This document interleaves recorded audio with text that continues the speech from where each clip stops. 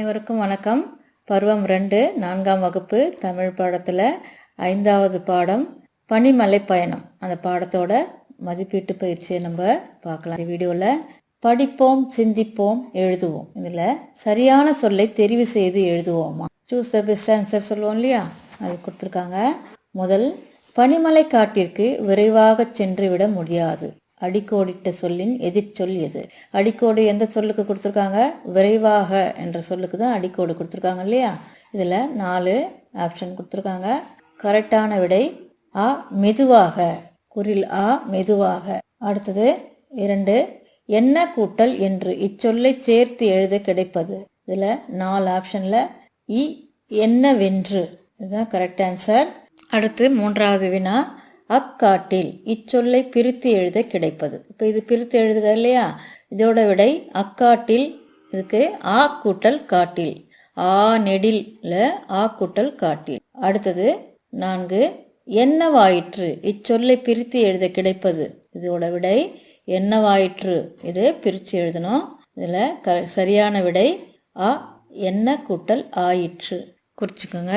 அடுத்ததாக வர்றது வினாக்களுக்கு விடையளி. முதல் வினா, படகில் செல்லும் பொழுது விலங்குகள் ஏன் திடீரென அலறின? நான் ஏற்கனவே சொல்லியிருக்கேன், வினாலிருந்தே விடைய ஆரம்பிச்சுக்கணும்.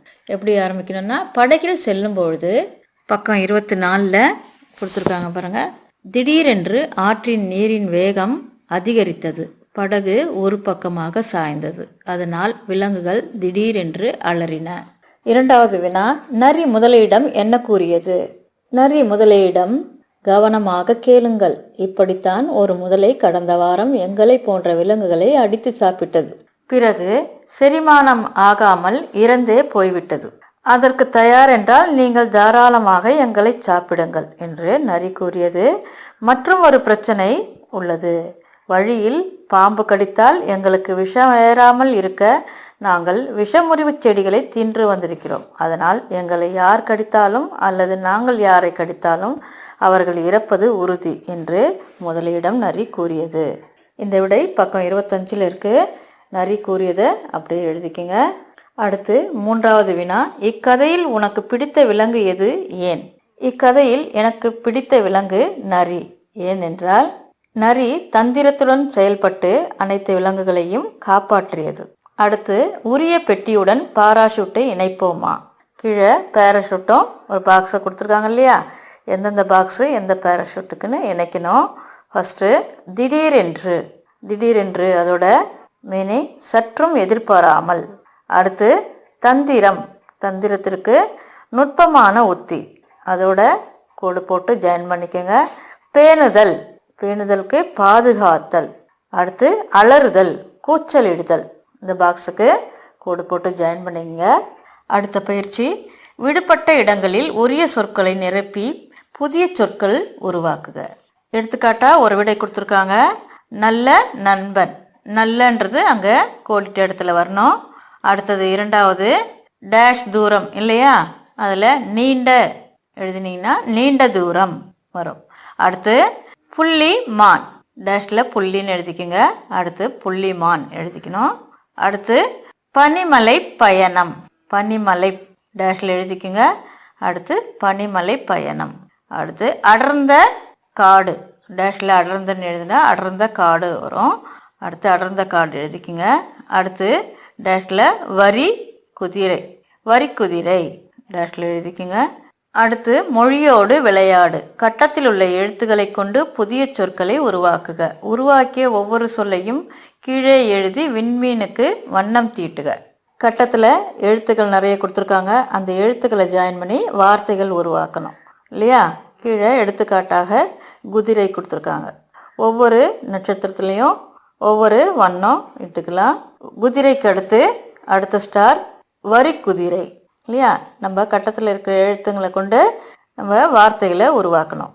அடுத்து அத்தை, அடுத்தது படகு, அடுத்து குத்து, முதலை, ஓநாய், பாம்பு, இலை, தலை, வலை, வாய் இல்லையா. எல்லா சொற்களையும் அந்தந்த கோடில் எழுதிக்குங்க. எத்தனை சொற்கள் வந்திருக்குன்னு எண்ணி பாருங்கள். மொத்தம் 12 சொற்கள். ஒரு வரிசைக்கு 4ன்னு 3 வரிசை வந்திருக்கு இல்லையா. 12 சொற்கள் நான் பெற்ற மொத்த விண்மீன்கள் 12 எழுதிக்கோங்க. அடுத்தது சொல்ல கேட்டு எழுதுக. இதில் என்னென்ன வார்த்தைகள் வந்திருக்கு? 1 அடர்ந்த காடு, அடுத்து 2 பயணம், 3 பனிமலை காடு, 4 விலங்குகள், அடுத்து 5 திருவிழா. இல்லையா? அடுத்த பக்கத்துக்கு வாங்க. அகர வரிசைப்படுத்துக. மகிழ்ச்சியாய் தாவத் தொடங்கு, மவ்வல் என்னும் அழகிய மலரை சென்றடைவாய். உயிரெழுத்துக்கள் ஆலேருந்து அவ்வரிசை வரைக்கும் இருக்கு இல்லையா? அந்த வரிசையின்படி நம்ம இந்த வார்த்தைகளை எழுதணும். என்னென்ன வார்த்தைகள் கொடுத்துருக்காங்க? மைதானம், முறுக்கு, மோப்பம், மகிழ்ச்சி, மவ்வல், மாதம், மொழி, மீன், மேகம், மெத்தை, மிளகு, மூட்டை. இல்லையா? இப்போ இதில் ஃபஸ்ட்டு என்ன வரணும்?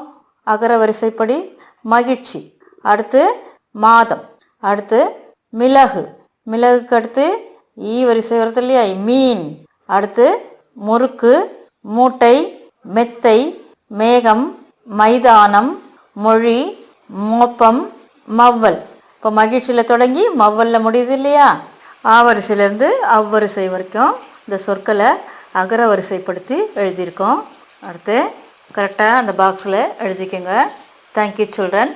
அடுத்த வீடியோவில் அடுத்த பாடம் ஆராய்ந்திட வேண்டும். இந்த பாடத்தை பார்க்கலாம்.